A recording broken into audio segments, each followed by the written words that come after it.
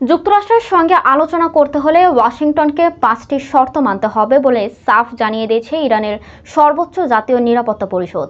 হুমকি বন্ধ থেকে শুরু করে অবরোধ প্রত্যাহার ও ক্ষতিপূরণ সব শর্ত পূরণ না হওয়া পর্যন্ত কোনো আলোচনাতেই বসবে না তেহরান।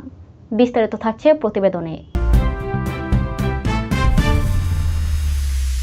ইরানের সর্বোচ্চ জাতীয় নিরাপত্তা পরিষদ বলছে, যুক্তরাষ্ট্রকে তাদের বর্তমান নীতিতে মৌলিক পরিবর্তন আনতে হবে। শর্তগুলোর মধ্যে রয়েছে হুমকি প্রদান ও আঞ্চলিক যুদ্ধ উস্কে দেয়া বন্ধ করা, ইরানের ওপর আরোপিত সব ধরনের অবরোধ ও নিষেধাজ্ঞা প্রত্যাহার করা, এছাড়াও যুদ্ধের কারণে ইরানের ক্ষয়ক্ষতির জন্য ক্ষতিপূরণ এবং জব্দ করা ইরানি সম্পদ অবিলম্বে মুক্তির দাবিও জানিয়েছে পরিষদটি।